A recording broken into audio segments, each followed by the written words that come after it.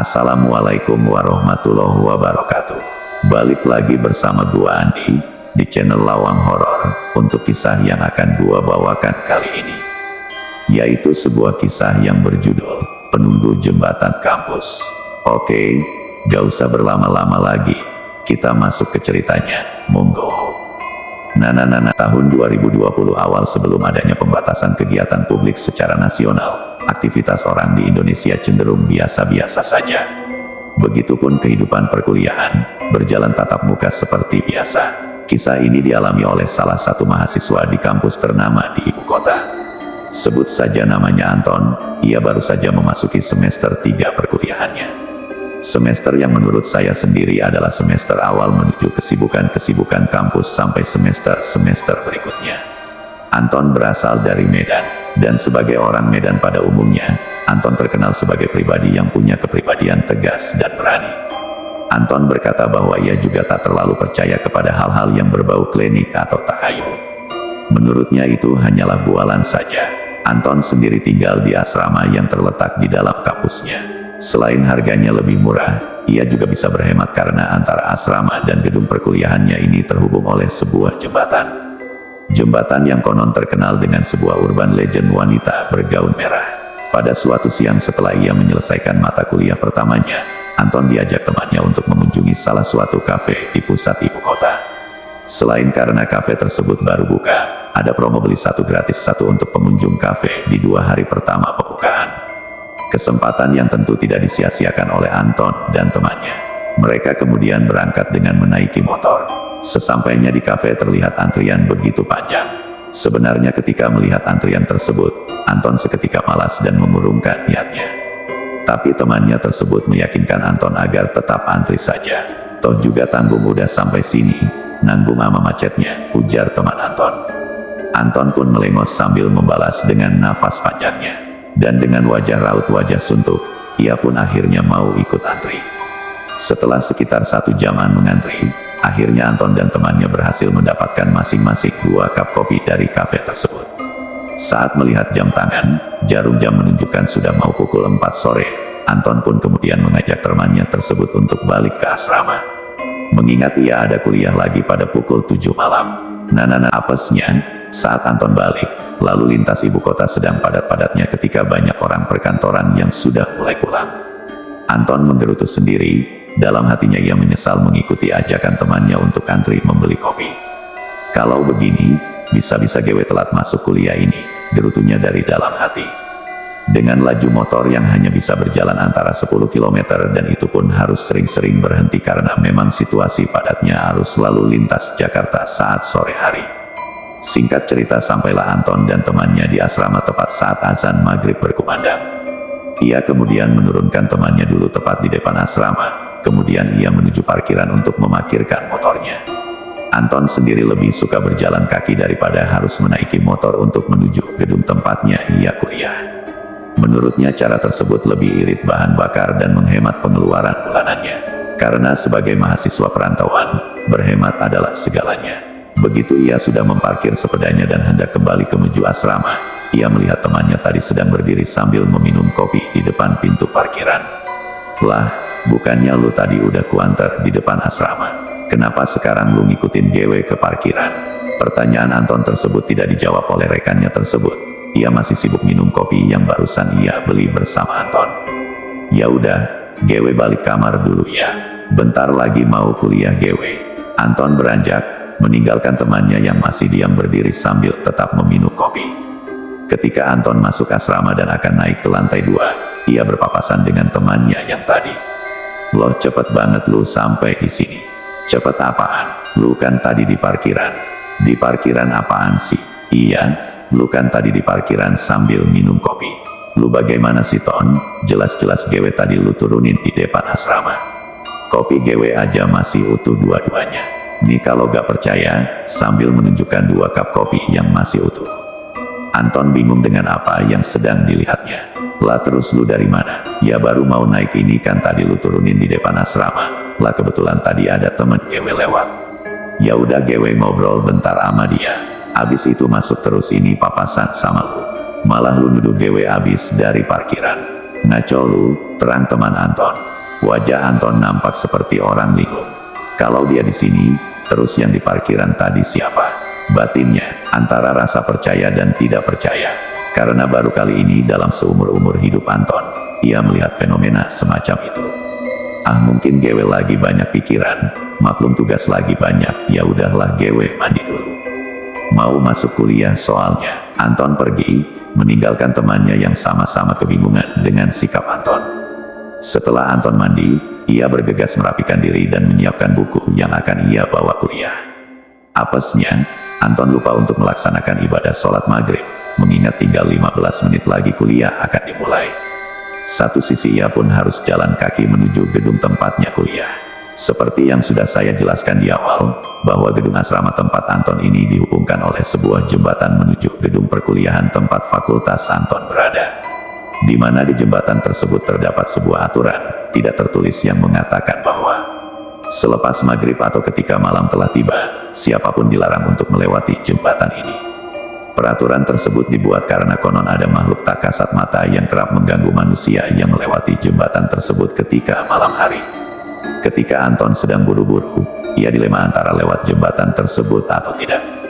Jika lewat, maka ia harus siap menerima konsekuensi karena Anton sendiri sudah tahu ada peraturan tersebut. Terlebih lagi keberaniannya sedang goyah tatkala tadi ia berpapasan dengan sosok yang menyerupai temannya ketika berada di parkiran motor. Namun bila Anton tidak melewati jembatan tersebut, maka Anton harus memutar jalan cukup jauh yang mungkin dengan berjalan kaki bisa menghabiskan waktu sekitar 20 menit atau lebih. Sedangkan bila dengan menyeberang jembatan, Anton bisa langsung sampai di depan gedung perkuliahannya. Waktu yang terus berjalan serta takut terlambat dimarahi dosen, Anton memutuskan untuk lewat jembatan tersebut. Tepat saat baru keluar dari asrama, Anton kembali terdiam. Dilema dengan keputusannya. Kemarin, ia masih menjadi pribadi yang berani serta masih tidak terlalu yakin dengan hal gaib. Namun kejadian yang ia alami tadi membuatnya berpikir bahwa hal gaib itu nyata adanya. Dalam diamnya tersebut, Anton tidak sengaja melihat seseorang berjalan menuju jembatan tersebut. Anton menjadi agak tenang, ia tidak jadi sendirian melewati jembatan tersebut. Pikirnya, saat akan dihampiri, orang tersebut sudah berjalan masuk menuju jembatan. Dengan sedikit agak tergesa, Anton berusaha menyusul orang tersebut. Dalam benak Anton, minimal posisi Anton berada di belakang orang tersebut agar ia bisa meyakinkan dirinya bahwa ia tidak sendirian kala itu. Dan tanpa Anton sadari, Anton sudah memasuki jembatan tersebut. Anton berjalan agak cepat ketika orang yang ia lihat kini posisinya sudah agak terlampau jauh. Namun semakin Anton mengejar, Anton menyadari bahwa langkah orang yang ada di depannya juga ikut bertambah cepat pula. Setelah merasa capek, Anton pun menyerah dan akhirnya memilih untuk berjalan saja. Minimal, ia masih bisa melihat orang yang berada di depannya tersebut. Anehnya, Anton merasa bahwa ketika ia berjalan melewati jembatan tersebut langkahnya tak kunjung sampai di seberang. Baik ia berjalan lambat, maupun dengan langkah yang agak cepat. Padahal seingat dia, jembatan ini jika siang hari ya seperti jembatan penyeberangan pada umumnya. Anton merasa jembatan tersebut bertambah panjang setiap kali ia melangkahkan kakinya. Hingga Anton sadar bahwa orang yang tadi ia lihat kini telah berhenti tepat di ujung jembatan. Anton pun sedikit merasa lega tetapi juga merasa sedikit janggal. Buat apa dia berhenti di ujung jembatan? Apa mau menungguku? Pikirnya. Lambat laun Anton menuju orang tersebut. Dalam penglihatannya samar-samar orang tersebut perlahan tapi pasti berubah menjadi sebuah sosok yang jika dilihat, sekilas nampak memakai gaun berwarna merah. Semakin dekat, semakin jelas bahwa sosok itu juga mempunyai rambut yang panjang. Hingga pada momen Anton mengalihkan pandangannya melihat ke arah bawah di mana kaki dari sosok tersebut tidak tampak menyentuh tanah. Ketika Anton mengembalikan penglihatannya ke depan, Anton akhirnya mengetahui bahwa sosok tersebut kini tersenyum menyeringai ke arahnya. Sosok penunggu dari jembatan tersebut akhirnya menampakkan wujudnya. Sosok tersebut ialah kuntilanak merah. Anton berada dalam ketakutan yang luar biasa. Baru kali ini ia melihat penampakan dengan begitu jelasnya. Namun karena ada rasa harga diri, keberanian yang tersisa dan ada rasa tanggung jawab untuk mengikuti perkuliahan, Anton berencana nekat untuk tetap melewati sosok tersebut. Anton mempercepat jalannya, sambil terus membaca istighfar. Astagfirullah, astagfirullah, astagfirullah. Ketika Anton beristighfar itulah, makhluk itu semakin lantang dalam tawanya. seolah ia tidak gentar dengan zikir yang diucapkan oleh Anton. Hal di luar nalar selanjutnya adalah ketika Anton mengeraskan bacaannya, kuntilanak itu malah bertingkah semakin liar. Ia terbang naik turun, kesana kemari sambil terus tertawa melengking dengan suara khasnya. Melihat fenomena tersebut, Anton kemudian menutupi wajahnya sambil terus mengucap istighfar. Sambil terus melanjutkan langkahnya yang diselingi tawa dari sosok kuntilanak merah tersebut. Anton hanya berharap ia segera sampai dan keluar dari jembatan tersebut. Dalam ketakutannya yang luar biasa tersebut, mendadak suara tertawa kuntilanak itu hilang secara tiba-tiba. Suasana begitu hening, sunyi.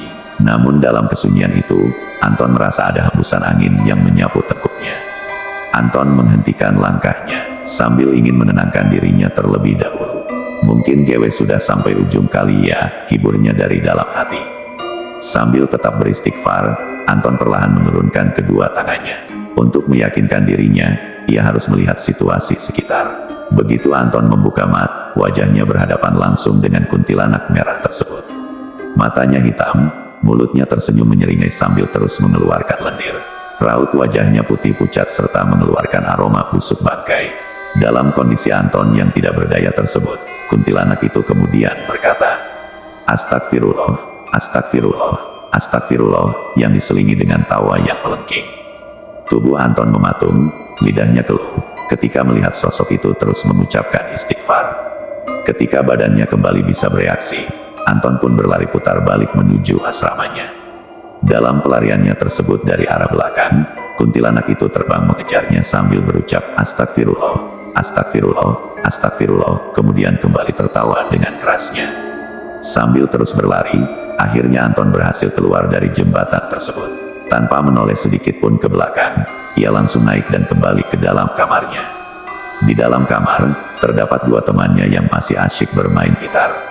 Melihat Anton yang cepat kembali, kedua temannya itu menanyakan apakah kuliahnya libur atau bagaimana. Anton sendiri tidak menjawab, dan lebih memilih untuk langsung membaringkan tubuhnya dan menutupi seluruh anggota tubuhnya dengan selimut. Kedua temannya itu hanya saling pandang, namun salah satu di antaranya berkata mungkin Anton sedang kurang enak badan sehingga mereka berdua membiarkan Anton untuk beristirahat. Dalam ketakutannya tersebut, Anton lambat laun akhirnya tertidur. Namun bukan berarti Anton sudah aman. Anton bermimpi dan dalam mimpinya itu ia kembali didatangi oleh sosok kuntilanak merah yang masih tetap mengejarnya sembari mengucapkan astagfirullah, seperti yang Anton katakan untuk mengusirnya. Yang kemudian diakhiri dengan tertawa. Di alam nyata, kedua temannya yang masih terjaga itu melihat tubuh Anton seperti orang yang tengah berlari namun tetap berada di tempat. Sesekali Anton berteriak histeris dan beberapa kali tubuh Anton seperti mengejang. Tidak ingin terjadi hal yang buruk, kedua teman Anton pun membangunkannya. Anton terbangun dengan raut wajah yang pucat. Nafasnya tak beraturan dan seluruh tubuhnya basah oleh keringat dingin. Satu teman Anton kemudian memberinya minum. Dan setelah agak tenang, Anton kemudian menceritakan kejadian yang ia alami saat akan kuliah tadi. Mulai dari jembatan yang memanjang dengan sendirinya, hingga ia bertemu dengan penghuni jembatan tersebut, yakni kuntilanak merah. Salah satu teman Anton nampak tak kaget, malah ia tampak agak sedikit kesal dengan sikap Anton. "Lu kan udah tahu kalau di situ ada larangan menyeberang kalau sudah masuk malam. Kok bisa sih Ton? Ya kan gua takut telat bre. Lagian tadi kulihat juga ada orang yang nyebrang juga." "Kirain orang beneran, waktu udah mau sampai ujung malah berubah jadi kunti," ucap Anton sambil garuk-garuk kepala. "Ya udah lu istirahat saja, sambil nenangin diri. Kita temenin begadang dah kalau misal lu nanti kenapa-napa. Lagian besok juga kuliah GW masuk siang." "Ya udah gue tidur lagi, makasih ya guys," ucap Anton sebelum kembali mengistirahatkan tubuhnya. Hari yang benar-benar apes bagi seorang Anton. Di sisa malam itu, kedua teman Anton tidak lagi melihat Anton menunjukkan gejala yang aneh-aneh. Ada perasaan lega dari dua teman kamarnya itu. Tepat ketika azan subuh berkumandang, mereka berdua akhirnya menyusul Anton ke alam mimpi. Saat bangun, salah satu teman Anton melihat Anton masih dalam kondisi tertidur. Karena mau masuk kuliah, ia mau membangunkannya. Begitu ia memegang kening Anton, ia merasakan panas yang luar biasa sehingga ia mengambil kesimpulan bahwa mungkin Anton ketempelan atau kena sawan. Kebetulan bahwa salah satu temannya mempunyai seorang kenalan yang biasanya mampu mengobati orang yang terkena sawan atau ketempelan. Tanpa pikir panjang, teman Anton pun izin untuk tidak masuk kuliah dan mengantar Anton untuk berobat ke rumah orang tersebut. Begitu sampai di rumah orang tersebut, sebut saja namanya Pak Ridwan, beliau langsung terkaget begitu melihat Anton. "Ya udah cepat dibawa masuk," tutur Pak Ridwan sambil menunjukkan raut muka yang panik. Sesampainya di dalam, Anton nampak seperti orang yang diruqyah. Anton berteriak sambil meminta ampun. Namun hal itu tak berlangsung lama. Setelah selesai proses pembersihan, Pak Ridwan mengatakan bahwa Anton sedikit lagi hampir kerasukan bila tidak segera dibawa kemari. Menurut penglihatan Pak Ridwan, Anton disukai oleh sosok penunggu jembatan tersebut di mana hal ini adalah sosok kuntilanak merah. Anton yang masih lemas pun ikut bercerita bahwa ketika ia melihat sosok itu, ia sudah mengucap istighfar berulang kali. Namun bukannya hilang, sosok tersebut malah beristighfar kembali kepada Anton. Seakan-akan sosok itu meledek keberanian Anton. Pak Ridwan juga berkata bahwa kuntilanak merah tersebut mempunyai energi yang cukup kuat untuk mempengaruhi pikiran manusia. Konon jembatan itu juga dijadikan tempat untuk membuang janin bayi, dari hasil aborsi para mahasiswi-mahasiswi kampus tersebut. Karena diberi makan itulah, sosok itu kemudian menjadi begitu kuat, dan tak segan untuk mengganggu manusia yang lewat di jembatan tersebut. Anton dan temannya baru mengetahui fakta tersebut. Begitu kejamnya seorang manusia, demi nafsu belaka, mereka mampu melakukan tindakan biadab dengan membuang buah hati mereka sendiri, pikir Anton. Sebelum pulang, Anton diberi amalan berupa doa-doa dan sebotol air minum.